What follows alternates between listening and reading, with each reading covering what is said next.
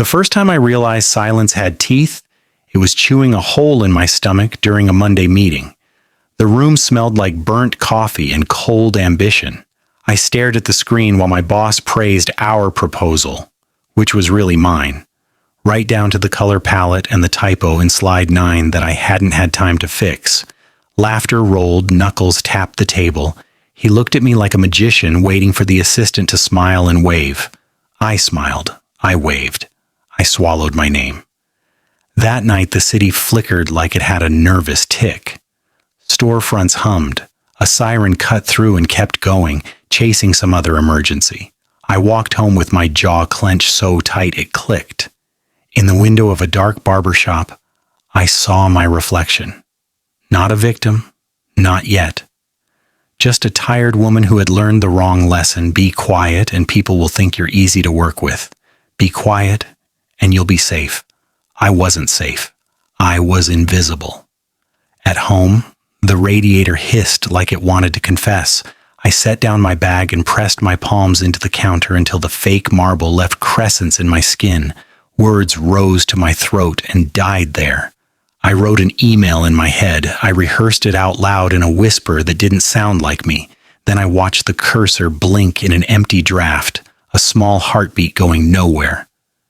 I didn't send it. I let the screen go black. The next day, I wore my hair back and my eyes forward. My desk plant leaned toward a window that never gave it enough light. "Great deck yesterday," someone said as they passed. I said thanks, even though they hadn't meant me. Small lies take the same shape as small kindnesses. They make the same sound when you drop them on a hard floor. At lunch, I sat alone with a plastic container of grapes and a plastic smile. The office buzzed. The ceiling lights hummed just off pitch. I watched the door to the corner office open and close, like a mouth chewing. I imagined my name inside that mouth. I imagined it being swallowed. By 3, the headache started. By 5, it had settled behind my left eye like a tenant who paid in late notices. I stayed late to fix our proposal for next week's client review.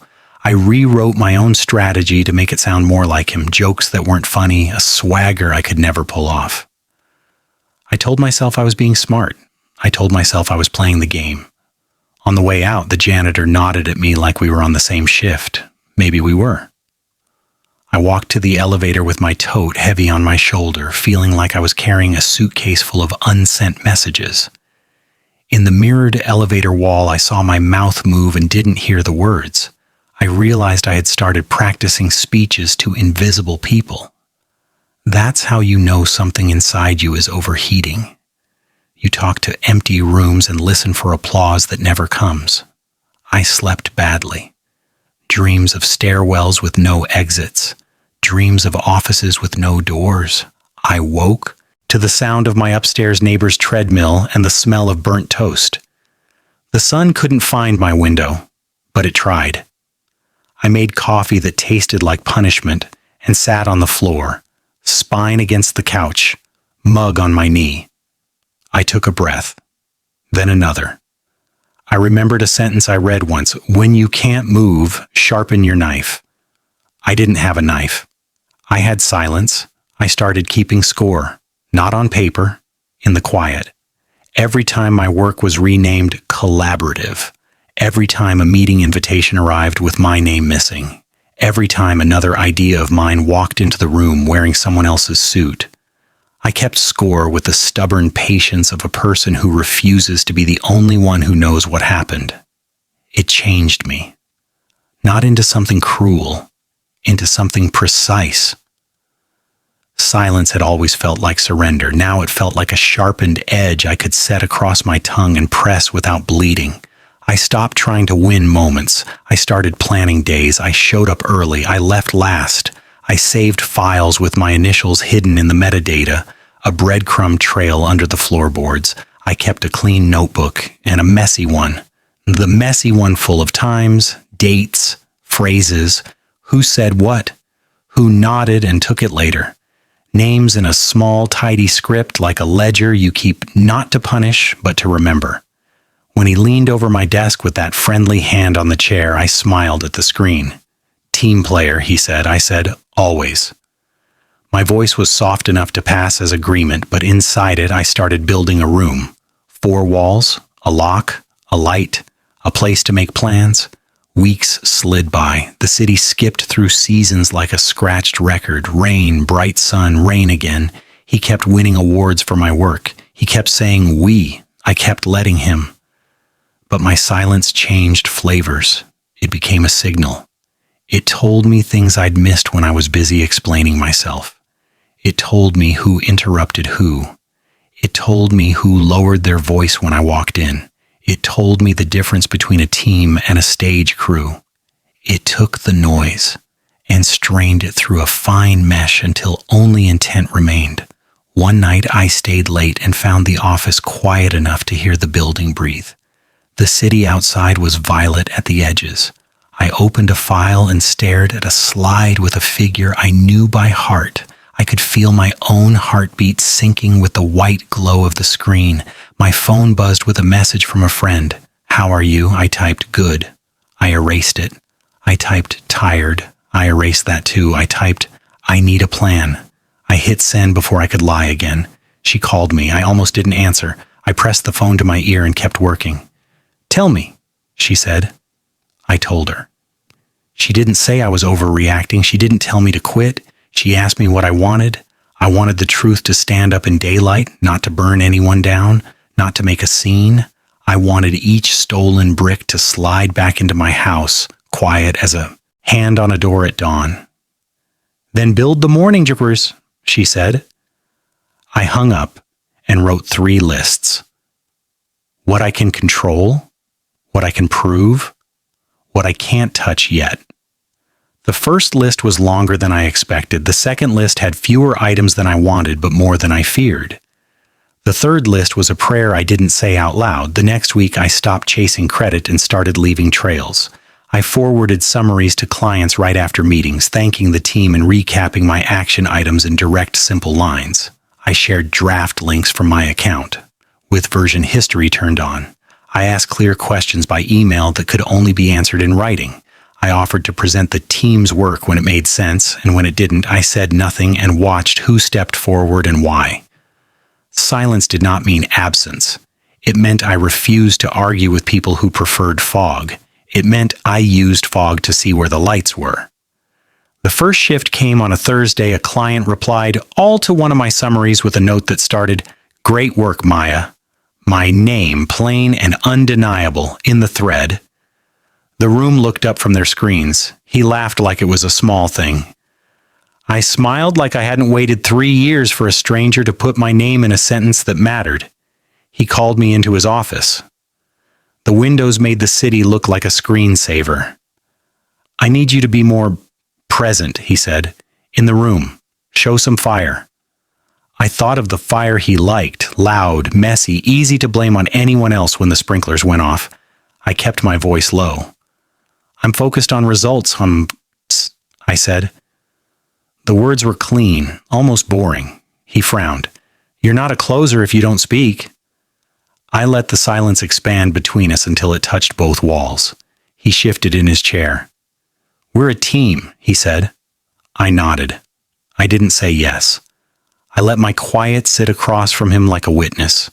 I left his office and felt the tremor in my chest that comes when a bridge behind you falls into the river and you realize you're already on the other side. It didn't feel like victory. It felt like balance. I had stopped explaining and the ground hadn't swallowed me.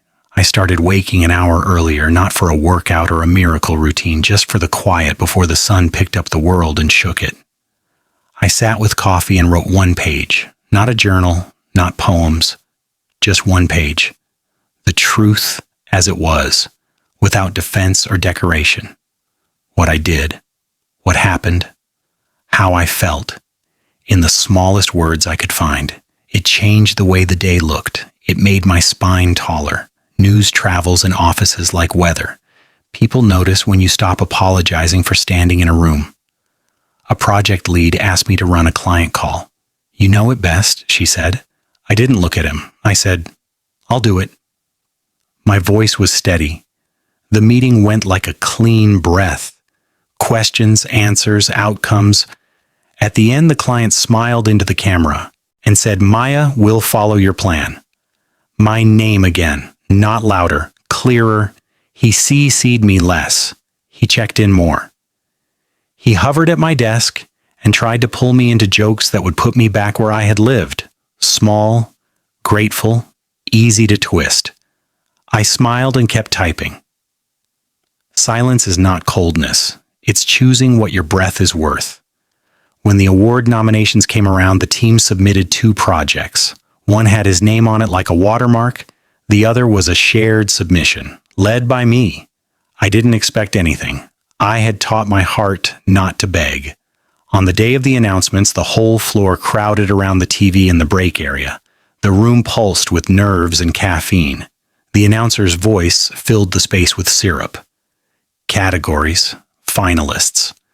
Then our project appeared on the screen with my name bright beside it. The room made that sound people make when they're impressed but not surprised. Relief wrapped in applause. He clapped too, a beat late. I didn't cry. I didn't gloat. I felt my pulse even out the way it does when a plane lands and rolls slow, the danger over so quietly you wonder if you imagined it.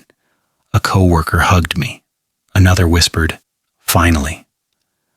I thanked them and held the moment in my palms like water. He didn't speak to me the rest of the day. I stayed late because I wanted to. I sat at my desk and watched the city change color outside. A man swept the lobby downstairs in slow, methodical strokes. I thought about how real power is almost never loud. It's a clean floor. It's a sharp blade. It's the decision to wait one more beat before you answer a question that doesn't serve you. My phone buzzed. My friend again. "How's the plan?" I typed, "The morning is working." She sent a heart. I watched it glow and fade on my screen. The next week, the client who had named me asked for a separate call, just me and their lead. We talked about timelines, about risk, about what happens when you remove one flashy feature and double down on the one that actually helps the customer. It was the kind of conversation I used to wish for when I was too busy cleaning up someone else's mess. When I hung up, he was in my doorway. "Going around me?" he said. He meant it as a joke. His smile didn't reach his eyes. I shrugged. "They asked for me." A long pause. He nodded like he had decided something he wasn't ready to tell me.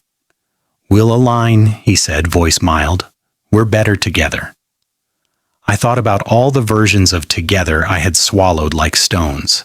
I thought about the room in my voice, the lock I had installed, the light still on. "I'm sure we will," I said. I expected a storm. Instead, there was a strange hush. People who hadn't looked at me before started holding my gaze for a second longer. In meetings, when I didn't say much, they waited anyway. It wasn't new respect so much as a recalibration. I had changed the volume of my presence. It carried across the table in a different way. One afternoon, a younger analyst pulled me aside.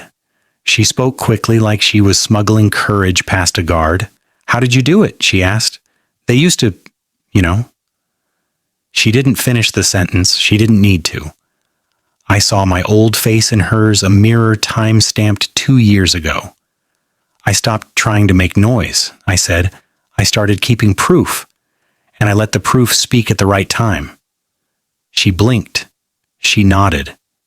She looked relieved and disappointed at once, the way you get when you were hoping for magic and you got work instead. I told her work was magic when you stopped giving it away. That night, I walked home slower than usual. The air had softened. A kid dropped a basketball on the sidewalk in a rhythm that made the streetlights feel musical. The corner bodega had its fruit stacked in neat pyramids that would collapse if anyone breathed wrong. I bought a grapefruit and carried it like a small, heavy son. At home, I cut it in half and ate it with my fingers over the sink. Juice ran down my wrists. I thought about the awards ceremony 2 months away. I thought about what would happen if I won. I thought about what would happen if I didn't. The thought didn't change my heartbeat. That surprised me. I realized that somewhere inside the quiet, something had healed. The next morning, he called a team meeting. Everyone arrived with notebooks open and faces bright. He paced at the front of the room like a coach who had learned his lines phonetically. "We're entering a new phase," he said. "We need to tighten up. We need to be aligned." He used the word aligned like a seatbelt. Then he assigned new leads. He gave me a project that used to be his. The room made that soft buzz of surprise again. I kept my face calm. Inside, I could feel the floor shift, a tectonic plate sliding into place.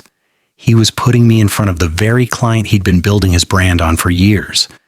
After the meeting, he pulled me aside. "Don't let me down," he said, with a smile shaped like a warning. "Wouldn't dream of it," I said. On the first call, the client asked hard questions. I answered them without selling fireworks. I talked about risk like an adult. We cut features that looked good in slides and built something cleaner. Deadlines were met, quietly. The numbers climbed slowly, then faster. People outside our team noticed. A senior director stopped by my desk and tapped the edge with his knuckles. "Strong work," he said. 2 words. No confetti. It felt like a door opening 1 inch, enough to see light. He noticed too. He hovered less and watched more. He tried to pull me back into old dynamics, last-minute changes, theatrical pressure, but my silence had learned to step aside. I didn't fight. I didn't fold. I met every gust of wind with the weight of 1,000 pages I'd written at dawn, every question with the steadiness of receipts, every attempted theft with a lock already in place. On a Friday, just before the sun slipped off the buildings, I got an email from the awards committee requesting my presence for a pre-interview. My hands didn't shake. I booked the time. I closed my laptop and sat for a moment in the glow of nothing special happening. I breathed. I thought about the first day I had kept score in silence. I thought about the way the world had looked then, loud, sharp, hungry. It still looked like that. But I was different. I left the office and stepped into the evening. The street carried me like a slow river. I passed the barbershop window again and saw my reflection. Same hair, same face, different eyes, not harder, clearer. Silence had not made me small. It had made me dangerous in a way that didn't hurt anyone who didn't try to hurt me first. It had taught me to aim the knife at knots, not throats. It had shown me that the loudest victories are often the weakest. The ones that last are quiet. And if you listen, you can hear them click into place like a key turning in a safe. I went home and opened my messy notebook. I wrote 1 line. "I will not explain myself to people who benefit from misunderstanding me." Then I turned the page and wrote another. "The day is coming when the truth walks in on its own because I carried it far enough." I tore the page free. I taped it to the inside of my closet door where only I would see it while pulling on my shoes each morning. A private oath. A blade I could press against the day to see if it was dull or sharp. The radiator hissed. The city settled. Somewhere above me, the treadmill started again. I smiled. I didn't hate the sound. It meant someone else was trying too, trying to move, trying to change, trying to build a morning that could carry them.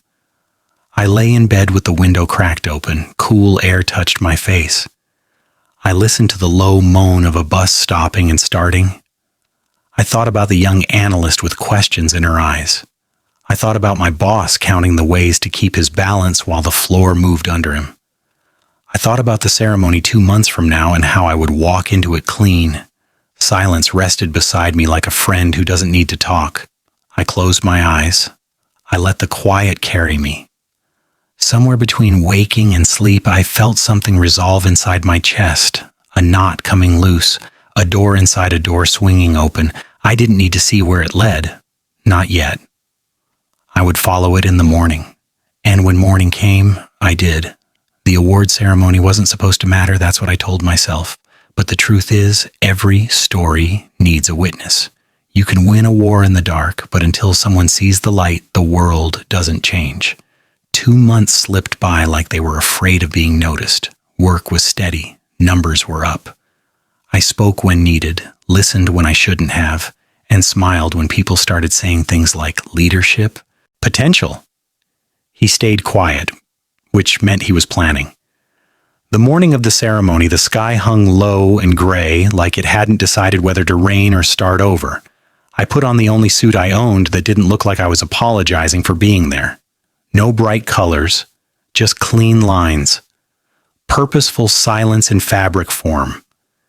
The event was held at a downtown hotel, all glass and ego. The lobby smelled like money pretending to be perfume. I checked in, smiled at the volunteers, and walked into a ballroom filled with people who looked like they'd never waited for anything in their lives.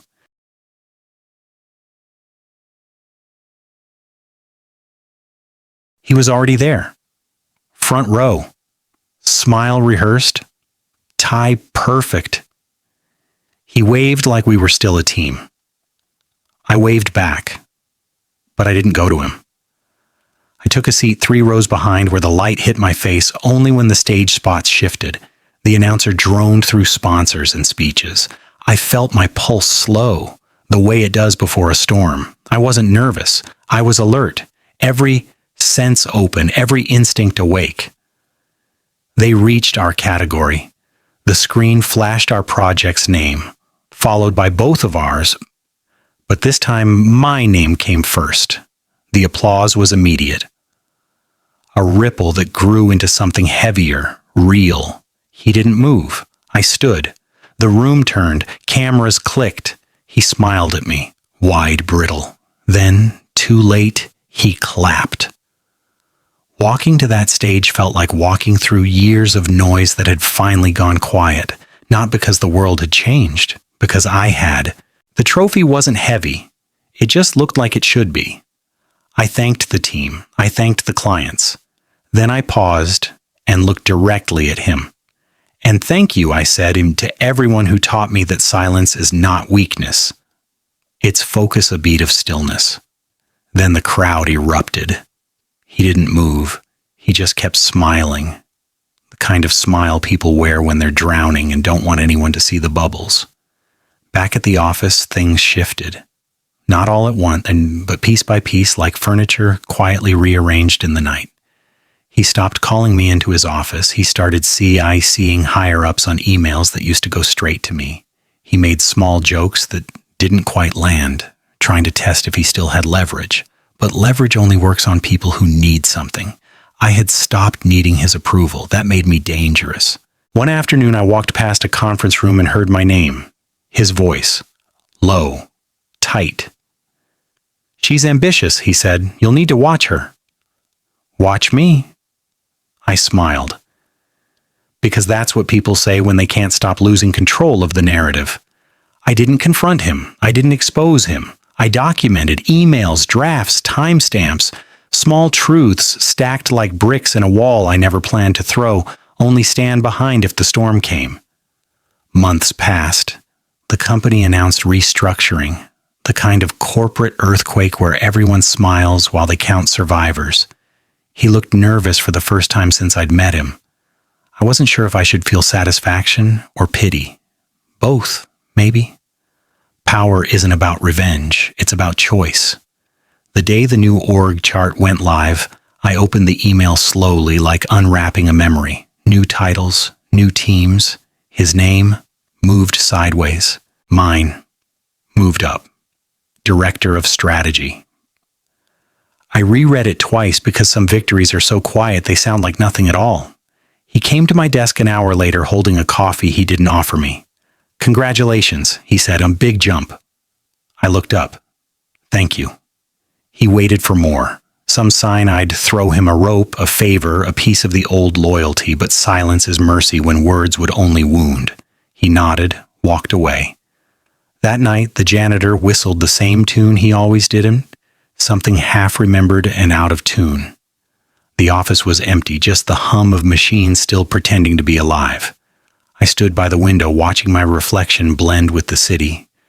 I thought about everything silence had cost me and everything it had given back. People think revenge is about destruction. They're wrong.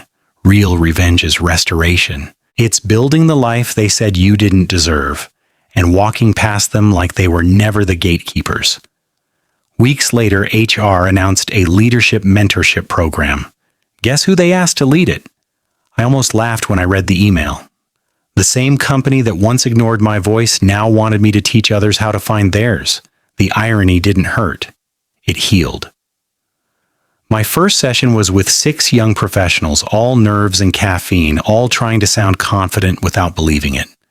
I looked at their faces, the way I used to look at doors that wouldn't open, and said the first truth no one had told me. You don't have to shout to be heard. You just have to say something true and wait long enough for the noise to die down. They listened. They wrote it down. And I realized that maybe silence had never been the weapon. Maybe it had been the training ground. A few weeks later, a new project came in. High stakes, big client, short deadline. I led the pitch. During the meeting, I caught him watching from the back of the room. No interruptions this time, no comments, just quiet, the kind that comes from knowing the tide has turned. Afterward, as people packed up, he approached me. "You did good," he said. It wasn't sarcastic, it wasn't kind either. Just tired. For a moment, I almost felt sorry for him. Then I remembered how small I'd once made myself to fit inside his shadow. "You too," I said. Not as an insult, as closure. The project launched. It broke every record we'd had. I was invited to present the results at a conference in Chicago. Standing backstage, waiting to walk out, I thought about how far I'd come without changing who I was. Just by refusing to explain myself to people who mistook quiet for weakness. The crowd went still as I began. No slides yet, just my voice. "Sometimes," I said, "the best way to make noise is to stop speaking to people who never intended to listen." The audience didn't clap right away, they just looked. The way people do when they feel something true but can't name it yet. Then the sound came. Slow, strong, undeniable. After the talk, someone from another company approached me. An offer, higher pay, better hours, a place that valued creators, not performers. I said I'd think about it, but I already knew. The silence I'd built here had taught me what kind of noise I wanted next. That night I packed my desk. He walked in as I closed the last box. "You're leaving," he said. It wasn't a question. "Yeah," I said. "Time to start over somewhere that listens." He nodded. "You'll do fine." For the first time, I believed it, not because he said it, but because I didn't need him to. Outside, the air smelled like rain again. The city shimmered under streetlights that looked like old stars still burning out of habit. I stood on the sidewalk and let the noise of traffic fill the space that silence once held. This wasn't the ending. It was the echo before a new beginning. Every empire I'd ever admired was built by someone who learned when to speak and when to wait. And me? I had waited long enough. That night, I wrote one last page in my notebook. Silence became my weapon, but truth became my home. I closed it and smiled. The war was over, and I had won without shouting once. The first morning after I left, I woke without an alarm. No meeting reminders, no inbox screaming for proof of life, just sunlight sliding across my floor like forgiveness. The quiet felt different now. Not heavy, not sharp, just clean. I made coffee and didn't drink it over a keyboard. I sipped it by the window, watching people hurry toward jobs that might already be stealing something from them. For the first time in years, I wasn't part of that swarm. I didn't know if I missed it. I gave myself one rule: no rushing. When you've lived in survival mode long enough, calm feels like guilt. It takes time to trust the stillness again. By noon, I was bored enough to open my laptop. I read the offer again. The company in Chicago. Startup energy, strong ethics, remote flexibility. I wrote my acceptance email in one sentence. I'm in. Let's build something honest. Hit send. Closed the screen. Breathed. 3 weeks later, I stepped into a glass-walled office that smelled like new paint and ambition. Different city, same skyline. Only this one felt like it was rooting for me. People greeted me without scanning my badge first. My new manager, Evelyn, shook my hand like she meant it. Everyone said, "You're quiet?" she said, half smiling. "I am," I said. "Good," she replied. "We need someone who listens." That's when I knew I was in the right place. The team was small, 6 people, all brilliant in their own chaotic ways. Brainstorms here didn't sound like shouting matches. They sounded like curiosity. When I spoke, heads turned without anyone interrupting. It startled me at first. Old reflexes die loud. I caught myself waiting for credit to vanish, for ideas to be twisted, for that familiar sting of being unseen. But every time I braced, nothing bad happened, and that nothing started to heal me. Evelyn asked me to lead our first major campaign. "We're trusting your instincts," she said. Those words landed softer than praise and deeper than approval. Trust. That was the currency I'd been bankrupt on for years. At night, the city outside my apartment pulsed with life. I walked without purpose. Bookstores, bridges, small diners where no one cared who you were before. I carried a little notebook and filled it with sentences that began with "remember when." Remember when silence felt like punishment. Remember when you mistook peace for absence. Remember when you stopped asking permission. I didn't write to relive it. I wrote to leave it there. One evening, a familiar name appeared in my inbox. No subject line, just, "Hey, long time." It was him. I hovered over it. The old me would have opened it right away, searching for apology, for validation. The new me let it sit, unread. Sometimes closure is just not answering the door. A week later, it vanished into the archive, buried under project updates and new beginnings. That felt like victory, too. The new job wasn't perfect. Pressure existed here, just cleaner.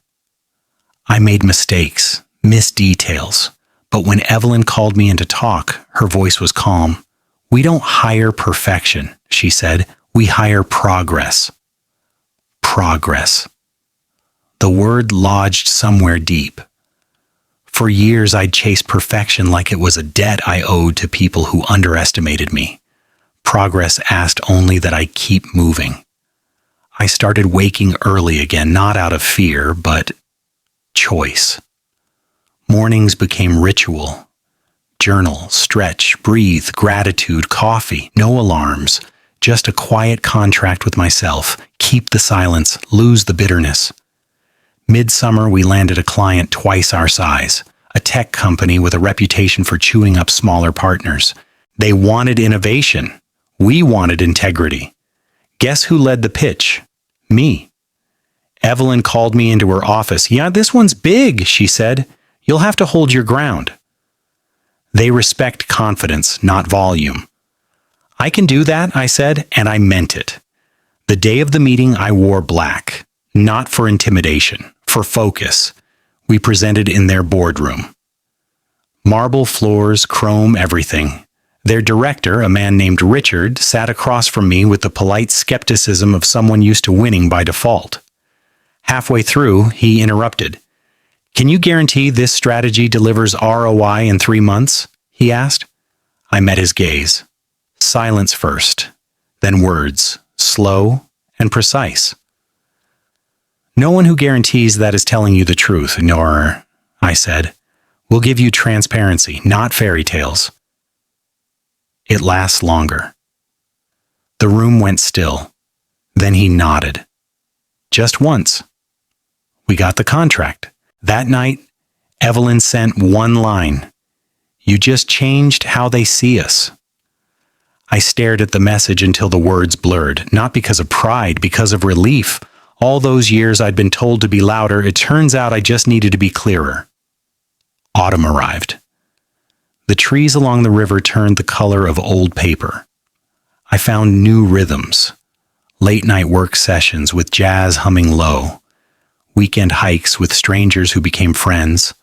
Long phone calls with my mother where we both tried to sound less guarded. Healing isn't cinematic. It's repetitive. It's saying "I'm fine" until one day you mean it. Then came the call. Evelyn wanted me to speak at a leadership summit. Topic: the power of listening. I almost laughed.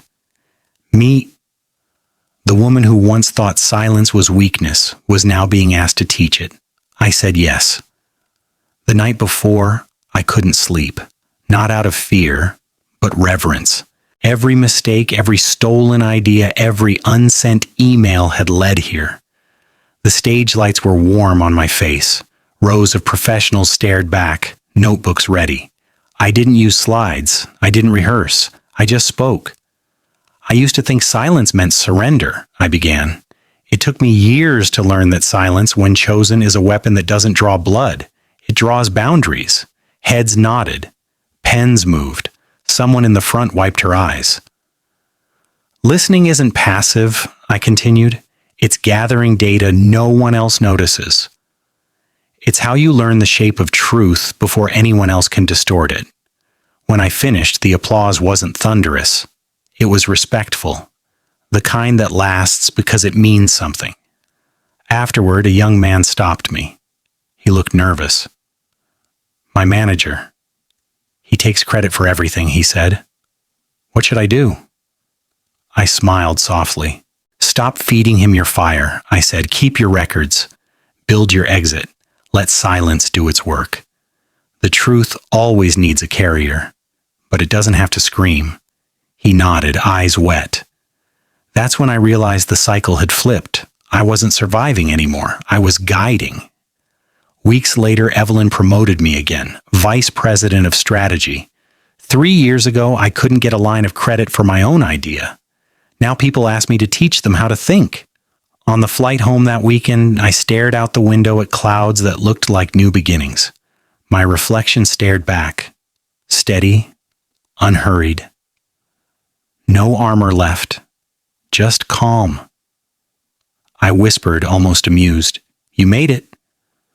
The clouds didn't answer, but they didn't need to.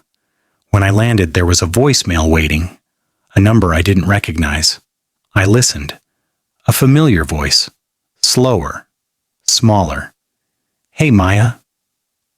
It's me. Just wanted to say congrats. I saw the article about you. You're everywhere now. Guess silence really was your thing. Anyway, tough. Take care." No apology, no excuses, just echoes. I deleted it. Then I smiled. Not cruelly, peacefully. Because forgiveness isn't saying you were right. It's saying you're irrelevant. That night, I walked by the river. The city lights shimmered on the water like 1,000 tiny stars. I thought about the word weapon. How sharp it sounds, how heavy it feels. Maybe it wasn't the right word anymore.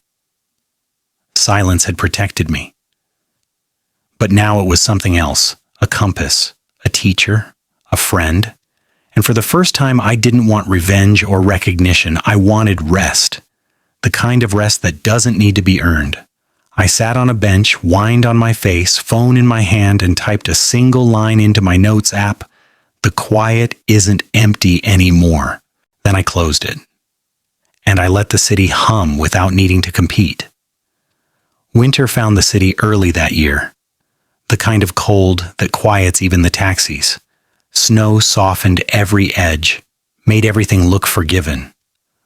I walked to work through streets muffled in white. Coffee warming my palms, breath rising like small prayers that didn't need words. Inside the office, the world buzzed as usual. Slack pings, keyboards, polite urgency, but under it all ran something gentler. I'd built this team differently. No shouting matches, no silent punishments, just work that spoke for itself. People said it felt peaceful around me. They meant it as a compliment. Still, part of me wondered if peace could become another disguise, like silence once was. I didn't want to disappear again inside the thing I'd created. At lunch, Evelyn joined me by the window. She watched the snow fall with the same expression she used when considering a difficult strategy. "Funny," she said. "You can tell who's patient just by watching how they walk in the snow."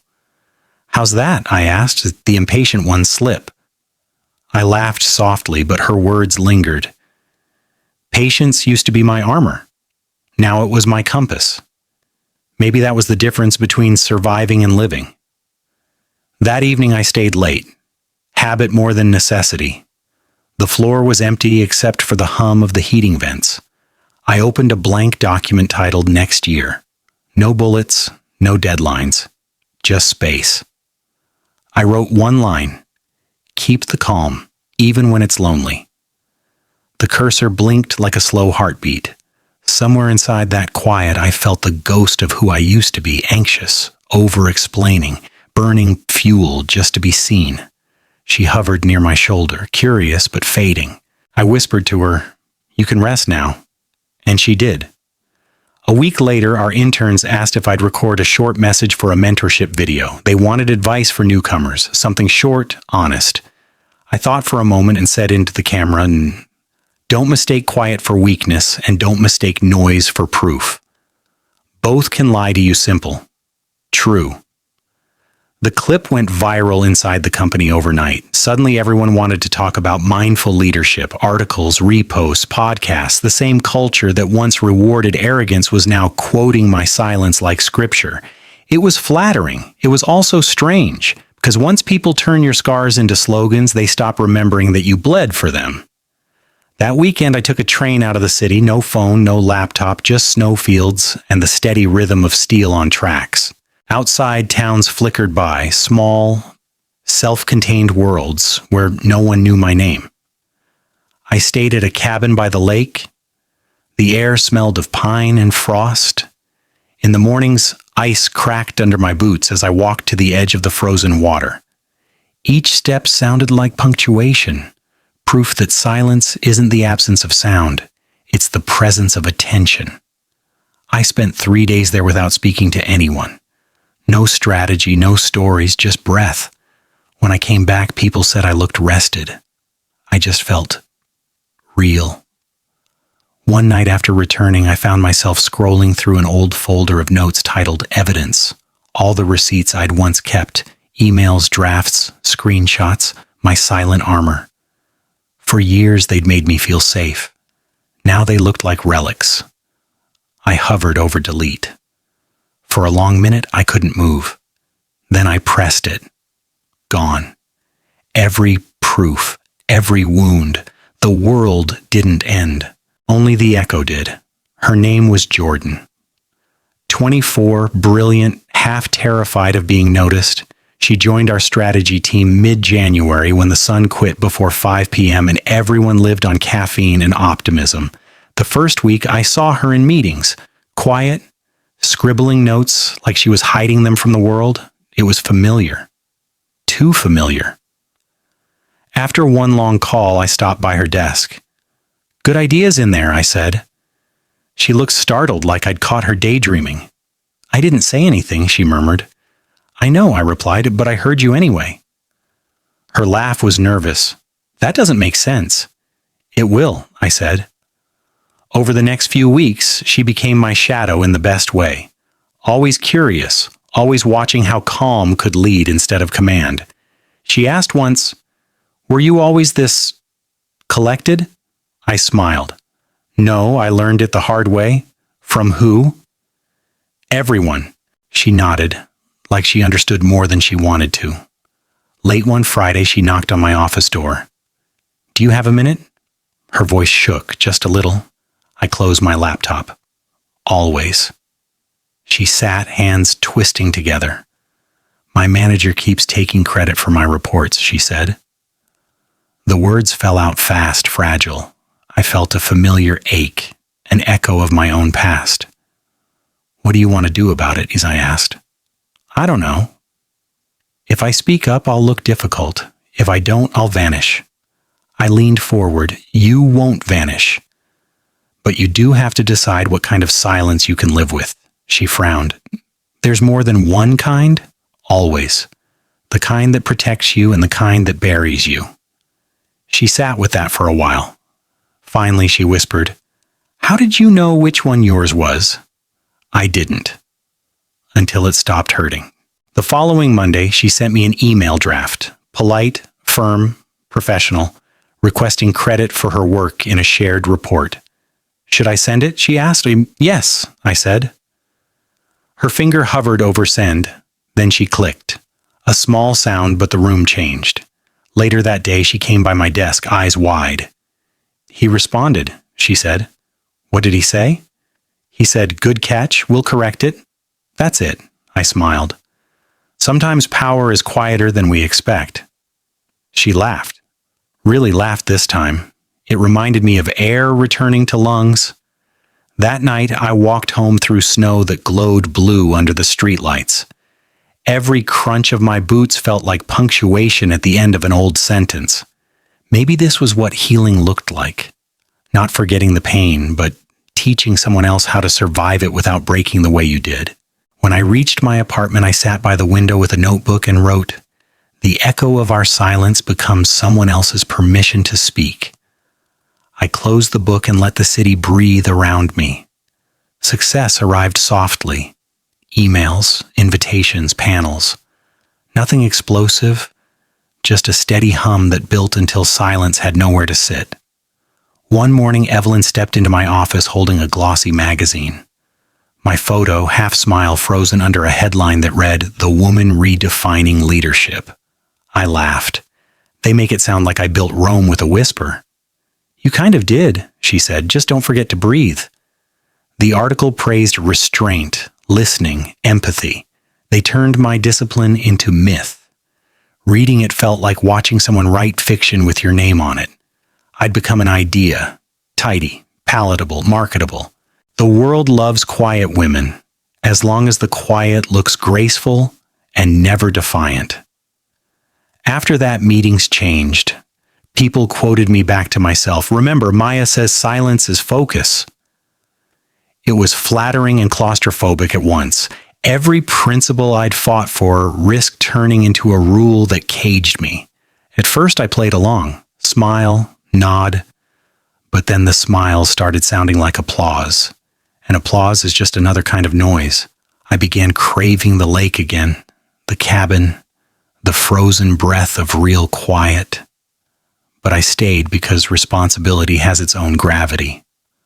One evening after a long presentation, I found Jordan waiting outside the conference room. Her cheeks were flushed with excitement. "You killed it," she said. "Everyone was hanging on your words." I thanked her, but something inside me flinched. The way she looked at me, adoration mixed with fear, felt too familiar. I didn't want her to worship me. I wanted her to outgrow me. So I told her, "Careful with applause, Jordan. If you listen too long, it starts telling you who to be." She tilted her head. "And if you don't listen, then you forget you're human." That night I stayed late again. The city lights formed a soft halo around the window, the kind of glow that lies and says everything's under control. I turned off the lamp and sat in darkness until my eyes adjusted. I could hear the building settle, pipes knocking, vents exhaling. A steady rhythm, like the world reminding me to stay small enough to fit inside myself. I thought about deleting social media, about stepping out of panels, about protecting the silence that built me. But another thought whispered back, "Don't hide, refine." A week later, I tried an experiment. In every meeting, I said less. Not the defensive silence of before, just space. I let others fill it, stumble, find shape. Jordan noticed first. "Are you pulling back?" she asked. "Pulling forward," I said, "through others." She smiled, understanding flickering behind her eyes. Maybe that's how legacy begins, when your quiet becomes someone else's courage. Days folded into weeks. The hype cooled. The magazine article sank beneath the algorithm's tide, replaced by a new face, a new story. And with it came relief. Proof that the world moves on without you. And that's not tragedy. It's grace. I began walking to work again, headphones off, collecting sounds, buses, pigeons, wind through scaffolding, life without narration. One morning, a stranger on the subway looked up from his phone and smiled at me. Not recognition, just kindness. I smiled back. Simple, human, unbranded. That evening, as snow threatened again, I wrote in my notebook, "Peace isn't the reward for fighting noise. It's the skill of hearing everything and still choosing what matters." I set down the pen and watched the ink dry. The room was silent, but not empty. It was alive with the kind of stillness you earn only after surviving the storm. Spring arrived without ceremony, no trumpet of blossoms, just the slow retreat of frost from the curbs. The city smelled like wet concrete and new chances. I started walking to work early before the rush hour noise built its usual armor. The air felt wider then, enough space to think without fighting for it. Inside the office, things had settled. The team ran itself now. Jordan had grown confident, opinionated, even daring.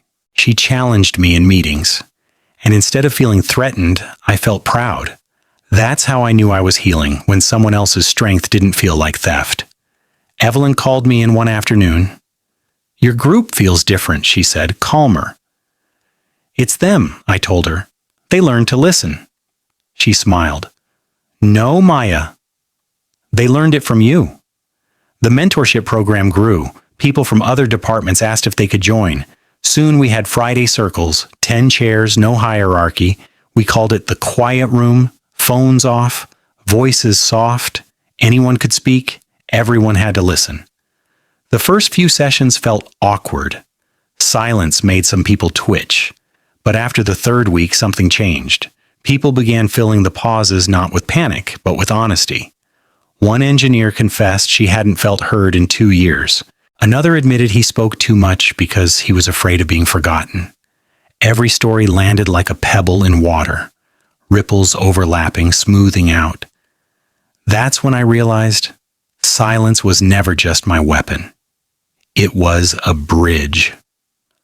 One evening after a session, Jordan lingered. "Do you ever miss the fight?" she asked. "Is the rush of proving people wrong?" I thought about it. "Sometimes," I said, "but then I remember what it cost." "And if someone wronged you now?" "I'd still be silent." "Just not out of fear," she nodded. "Out of choice." "Exactly." She smiled in that steady, knowing way people do when they've seen both sides of a storm. A few weeks later, Evelyn announced she was stepping down for a sabbatical. The board asked me to act in her place. I said yes, but on one condition. No celebration, no headlines, just work, just continuity. They agreed. That night, I walked home through warm rain. The sidewalks shimmered. Reflections of traffic lights rippled like small universes. I thought about the girl I used to be, standing in an elevator mirror, whispering speeches to ghosts. I whispered one last thing to her now. We made it. You can stop whispering at home. I lit a single candle and opened my notebook. The pages smelled faintly of ink and dust, each filled with fragments of years. On the last page I wrote, "Silence began as armor. Then it became space. Now it's language." I closed the book. Outside, the city pulsed, honking, laughing, living. And for the first time, I didn't need it to be quiet to feel at peace. I'd built a quiet of my own. The invitation came on a Tuesday morning, folded neatly between status reports and budget updates. A global conference on ethics and leadership. They wanted me as the closing speaker. "Your story of quiet reform has inspired a movement," the letter said. Movement. The word made me smile and wince at once. Movements have noise. I'd spent years escaping it. I showed the email to Jordan. She grinned. "You have to do it?" "Maybe," I said. "Or why not?" "Because microphones turn whispers into headlines." She laughed. "Maybe the world needs your headline." I didn't answer. Part of me feared that stepping onto that stage would undo everything, turn calm into performance, authenticity into currency. But another part whispered that silence, if hoarded too long, becomes another kind of pride. That night, I sat by the window with tea cooling in my hands. Rain tapped the glass in a rhythm too deliberate to ignore. I remembered the first meeting where I lost my voice, how small I'd felt, how loud everyone else seemed. Now people asked for my words as if they were gold. It was almost funny. Almost. I opened my notebook and wrote, "If silence is mastery, then speech must be mercy." It sounded dramatic, but maybe truth always does when you're trying to say it out loud for the first time. The conference was a month away. Evelyn, still on sabbatical, called me when she heard. "Don't prepare a speech," she said, prepare a heartbeat." I asked what she meant. People don't need another rule about leadership. They need proof. It doesn't have to hurt, so I began practicing, not words, but pauses, in the elevator, in traffic, in line at the grocery store, learning when a breath could carry more than a sentence, because that's what I wanted to give them, the rhythm of calm that had saved me. The weeks slipped by. Work went on. Life stayed ordinary. That was the strange mercy of success done right. It gave you back your ordinariness. I met friends for coffee. I called my mother. I even adopted a plant I didn't kill within a week. Still, at night, when the apartment went still, I imagined the stage. Lights, eyes, silence waiting to be filled. Would I freeze? Would I talk too much? Would the world listen the way I'd listened all these years? I didn't know. But I knew this. I didn't want to speak to prove. I wanted to speak to serve. A few days before the flight, Jordan dropped a small envelope on my desk. Inside was a note written in her quick, slanted handwriting. "You once said silence can be a bridge. Go build another one." I tucked it into my notebook. Sometimes courage travels by paper. The conference hall smelled of stage lights and nerves. Rows of chairs curved toward a wooden podium framed by screens that pulsed my name in soft white letters. Maya Lin. The power of quiet change. I stood backstage with the headset mic curled along my jaw. A technician counted down from 5 with his fingers. Every number tightened my pulse a little more. 5. The room murmuring. 4. The hum of cameras warming. 3. My breath catching. 2. A whisper in my head. You belong here. 1. The stage opened like a held breath released. Applause rose and fell. I crossed the light. It was brighter than I expected, almost kind. For a second, I thought about the first office where my silence was mistaken for weakness. Now the same stillness steadied me. I didn't start with the speech I'd drafted. I started with the pause, a long one, enough for people to shift in their seats, to wonder if something was wrong. Then I spoke. When I first learned silence, it was out of fear. My voice sounded different through the speakers, lower, older, certain. I thought it kept me safe. It did, but it also kept me small. A few heads tilted, pens stopped moving. Good. They were listening with more than their ears. I told them about the meeting, the stolen idea, the long years of swallowing words, but I didn't use names. This wasn't a confession. It was a map. I described how quiet can rot when you're hiding in it, and how it can heal when you choose it. How every leader in that room would one day face the decision between making noise and making change. I used to think the world respected loud people, I said. Now I think it just hears them first. Respect comes later, when the echo settles and truth is still standing. The audience stayed completely still. Even the air conditioner seemed to listen. Halfway through, I saw someone in the second row, Jordan. She'd flown in without telling me. Our eyes met. She smiled, small and proud. That anchored me. I closed with the only line I hadn't rehearsed. If silence built my walls, then courage opened the door. And sometimes courage just sounds like a deep breath before you speak. I stepped back. Silence again. Thick and clean. Then the applause came. Not wild, not forced. Steady, human, grateful. For a heartbeat, I let it wash over me. Not as validation, but as closure. Afterward, reporters waited in the corridor, microphones, cameras, lights, questions flying. How did you stay strong? What advice for women in leadership? Was your silence a protest? I smiled. No, it was a choice, I said. Then I kept walking. Outside, the evening air felt light against my skin.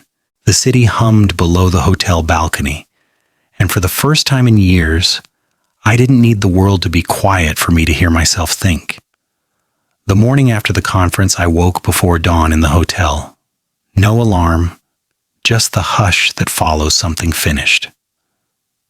My voice felt worn, not sore, like it had finally done its job. The city outside the window was still half asleep. Streetlights blinked through fog. Delivery trucks hummed like a lullaby turned backward. I brewed coffee in the tiny machine, leaned against the glass, and watched the first streak of sun divide the skyline. In that silence, the applause from the night before replayed, not as sound, but as vibration. It lived somewhere behind my ribs. I wondered if this is what peace feels like when it doesn't need witnesses. My phone buzzed. Messages stacked in, "You were incredible. Best talk of the conference.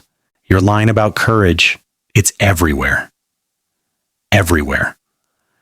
The clips were already online, thousands of views, captions looping my pauses. People called me the woman who taught silence to speak. It should have felt triumphant. Instead, I felt careful. Praise can echo louder than criticism if you let it. Both can drown you.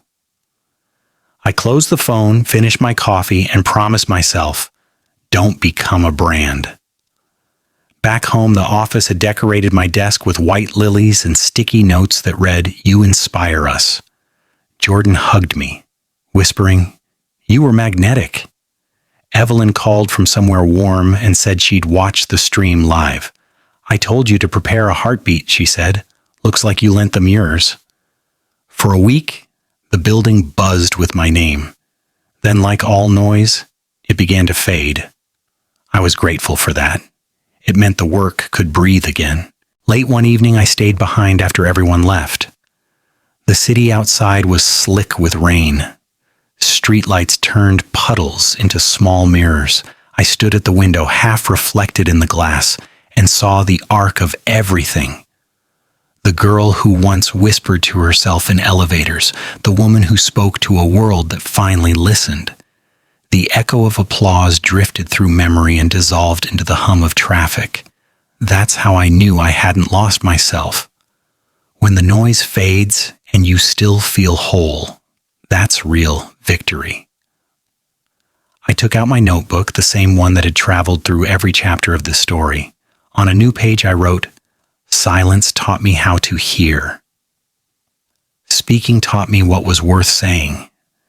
Now I just want to live between them." I closed it, tucked it into the drawer, and turned off the lights. The dark didn't feel empty anymore. It felt earned. Spring deepened into real warmth. The city's noise returned, sirens, laughter, construction, but I noticed it differently now. Each sound had texture. Nothing scraped. I could walk through a crowded street and feel like part of the music instead of a note out of tune. Work kept moving. Jordan took over several of my old projects. Watching her lead was like seeing the past rewritten with better handwriting. She spoke less than most managers, but every word landed. Sometimes I'd catch her pausing before answering, the same half-beat I once practiced in elevators. It made me proud and slightly awed. Quiet was contagious. Evelyn returned from sabbatical tan, unhurried. We met for coffee near the river. She listened while I told her about the conference, the viral clips, the notebook entries. When I finished, she said, "Shoo, so now what?" "I don't know," I said. "I want to keep teaching, but I don't want to become a sermon." She stirred her drink, thoughtful, then stopped teaching. "Start listening louder," I laughed. "Listening louder?" She smiled. "Exactly. Create rooms where other people find their own stillness. That's leadership." A month later, I started an internal workshop called The Pause. No slides, just a circle of chairs 15 minutes long. The rule was simple. Anyone could talk about what silence meant to them. Some spoke about anxiety, others about grief or burnout. One man said he hadn't heard himself think in years. Week by week, the circle grew. People began leaving small notes on my desk. "Thank you for the breathing space." I remembered I like my own company. It wasn't fame. It was connection. The kind that hums quietly and stays. One Friday evening after the last workshop, Jordan caught me by the door. "Do you ever wonder," she asked, if you'd have learned all this without what happened before?" I thought about the stolen credit, the long silence, the nights I almost quit. "No," I said, "pain was the first teacher. But it doesn't get to be the last." She nodded, eyes bright. Then she hugged me, not quick, not formal. The kind of hug that says, I understand. That weekend, I went back to the cabin by the lake.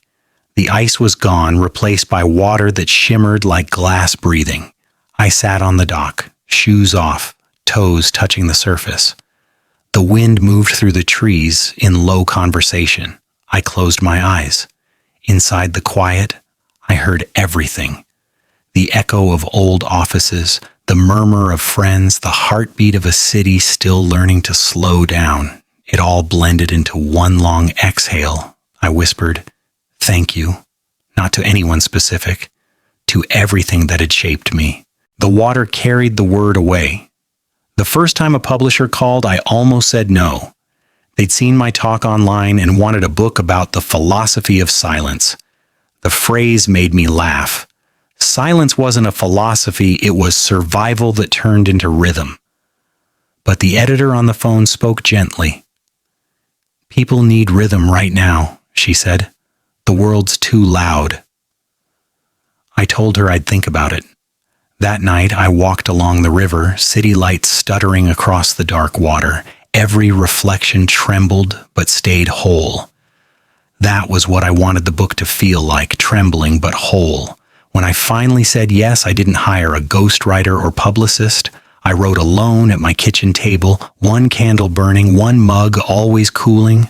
Chapter titles came like whispers, the pause, the knife and the mirror, noise as teacher.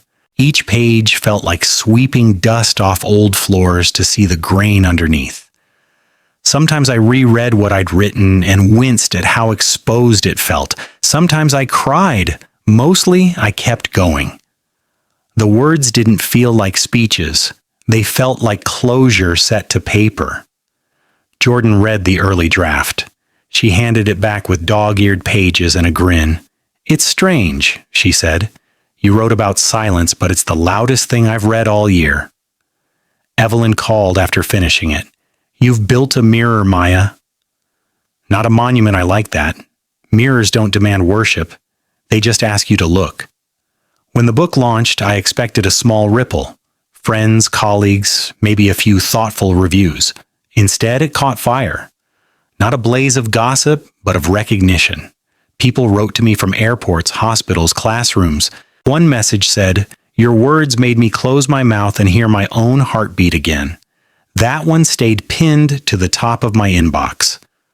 Months passed in a blur of interviews, panels, travel. Airports became my second home, silence my carry-on. Each city hummed its own pitch. New York's hurried jazz, Denver's thin quiet, Tokyo's orderly hum. Wherever I went, people thanked me for giving them permission to breathe. I never got used to it. I never wanted to. Gratitude loses its grace when you start expecting it. Sometimes between flights, I'd open my notebook, now nearly full, and jot quick lines. Peace scales slowly. Listening is leadership. Fame is just noise with better lighting. Those pages reminded me where I came from. They kept me small enough to stay honest. One night in Los Angeles, after a long event, I returned to my hotel room and turned on the news. The anchor's voice buzzed about another scandal, someone powerful shouting, denying, drowning out. The contrast hit hard. The world hadn't changed much, only I had. But maybe change doesn't start with noise. Maybe it starts with proof that quiet works. I closed the TV, opened the balcony door, and let the city's roar pour in, sirens, laughter, engines, music. I stood there until the chaos softened into rhythm again. It always did if you waited long enough. The idea for the foundation came from an email written at 2 a.m.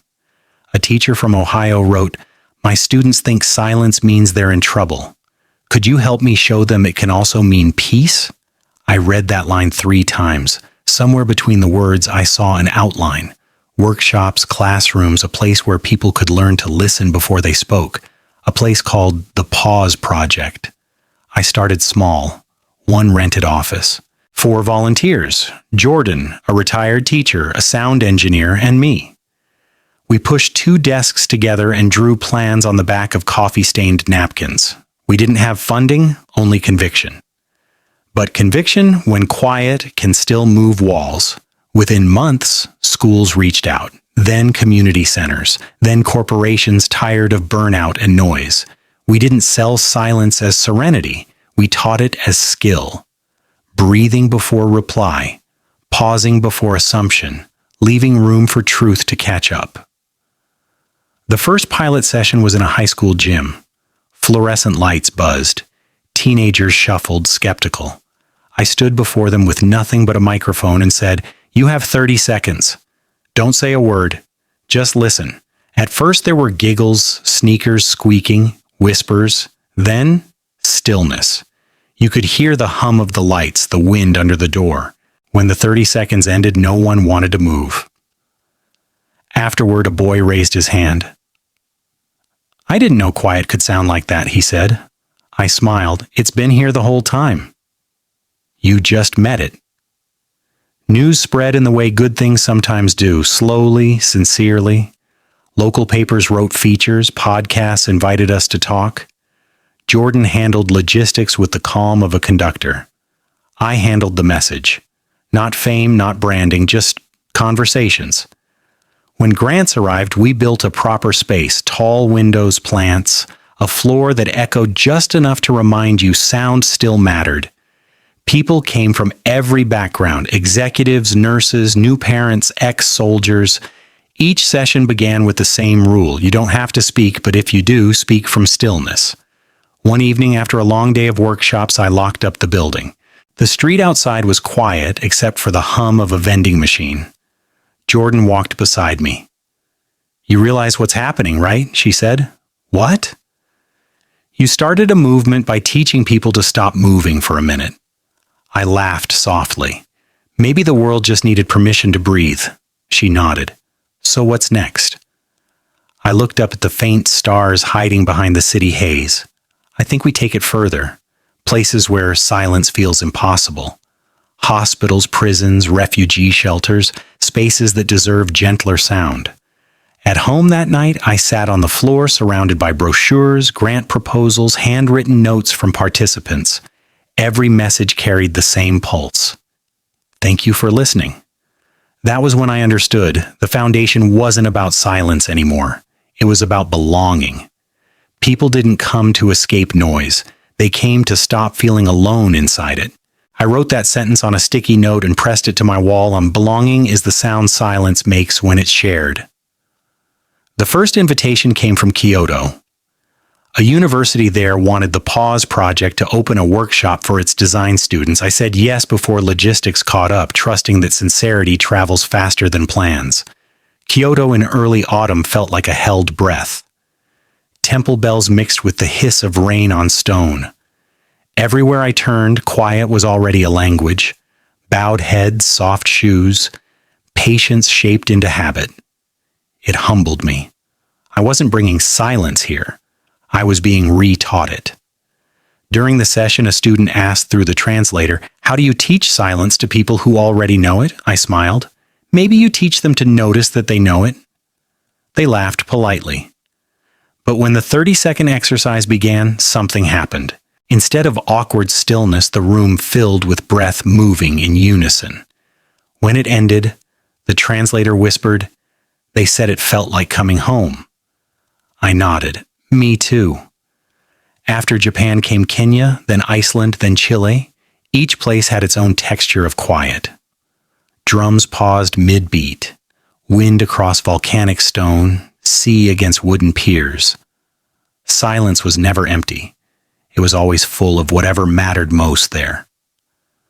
I learned more than I taught. In Nairobi, a young woman told me, "We use silence to mourn."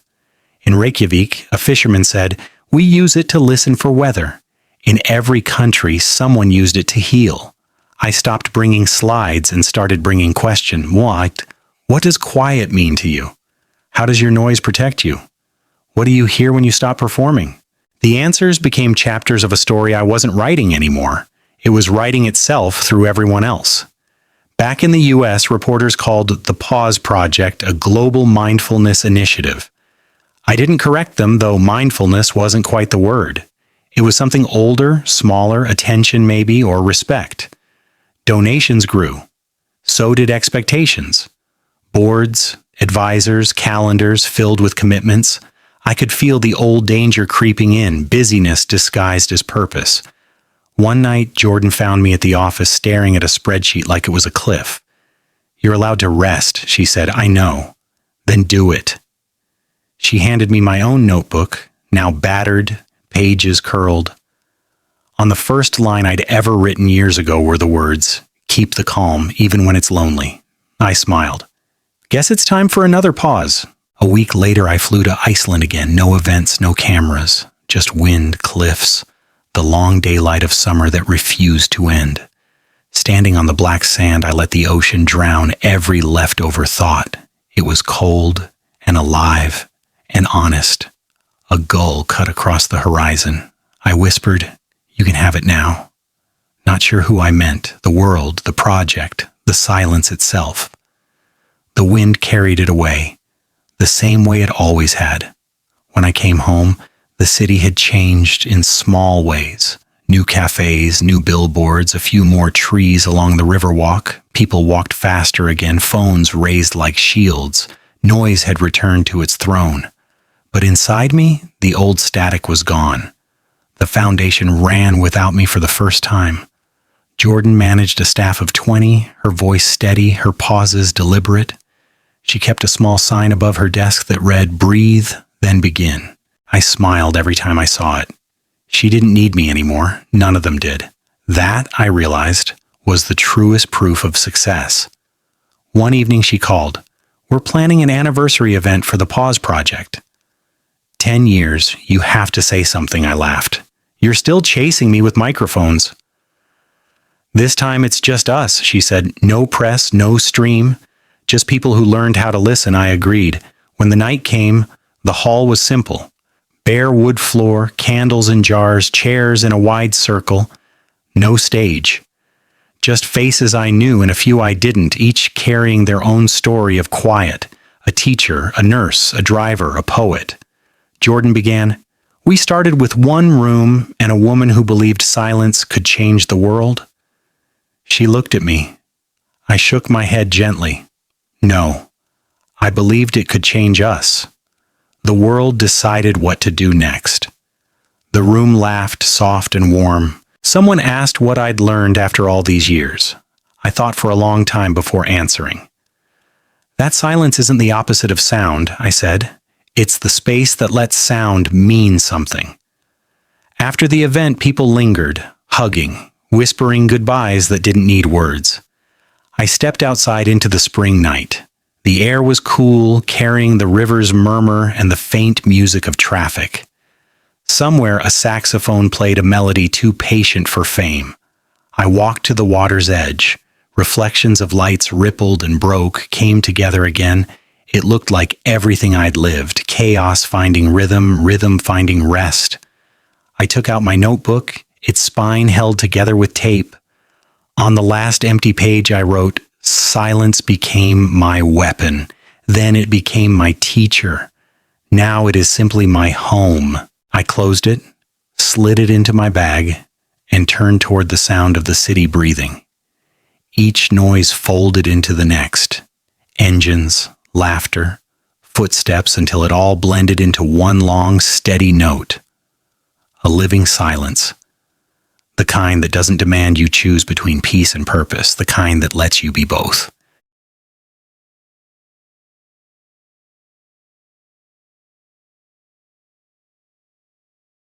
I walked home with that sound around me, light as forgiveness, strong as truth. 6 months after the anniversary, the world kept turning, faster, louder, brighter. Maya kept her rhythm slow. One morning she found a letter waiting outside her apartment door. No return address, just her name written in careful ink. Inside was a single sheet of paper. "I don't know how to start again. My silence hurts. Can you teach me what to do with it?" No signature, only a drawing at the bottom, an unfinished circle. Maya stood by the window, the city already humming awake below. Cars, horns, voices, the same symphony she'd learned to hear without flinching. She traced the circle with her thumb. A pause.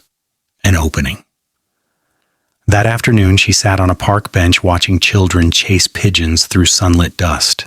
The letter was folded in her pocket. A stranger walked past humming softly, the tune catching the breeze like a question. Maya smiled. Maybe the letter was meant for her to answer. Maybe it wasn't.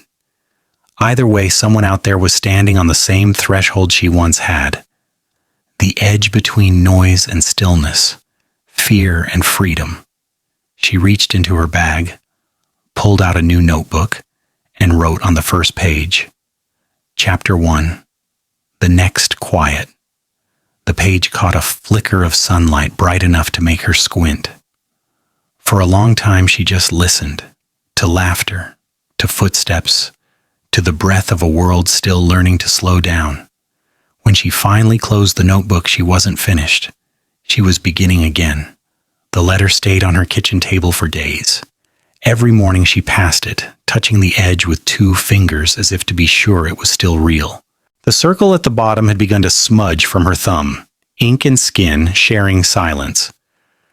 By the 3rd morning, she couldn't stand not knowing. She copied the return address from the postal mark, barely legible, a small town 2 hours north, and typed it into her map app. 1 road in, 1 road out. She didn't tell anyone she was going. No press, no staff. Just a tank of gas, a thermos of coffee, and the sense that maybe this was how the next chapter begins, not with applause, but with a question. The highway was empty enough for her thoughts to stretch. Billboards gave way to fields. Each mile looked like a sentence without punctuation. She wondered who the letter writer was, a teacher, a student, someone who'd sat in the back row of her talk, heart too heavy to clap. By the time she reached the town, the sun hung low and gold over rooftops. She parked by a post office older than memory and stepped out into air that smelled of pine and dust. Inside, she asked the clerk, "Can you tell who sent this?" He squinted at the envelope, shook his head. "Mailbox down by the river." Folks drop letters there. Sometimes they never mean to be answered. She walked there anyway. The river moved slow, thick with afternoon light. A wooden box leaned against a railing carved with hundreds of initials. Maya slipped the letter back inside, then pulled out a fresh sheet of paper from her notebook. She wrote, "I don't know you, but I understand. Silence can hurt before it heals. If you ever want to find your own quiet, come here. We'll listen together." She left it unsigned. When she turned to leave, the wind caught the paper edges, rustling like someone whispering thank you. Maya smiled. Maybe this was the new work. Not saving people, just answering letters in places where the world still whispered back. Maya has turned her silence into a global language. Now she's learning what happens when that language begins to belong to everyone else. Letters from strangers lead her into places where quiet is rare, showing her that peace and pain can share the same space. Can you teach calm without losing your own?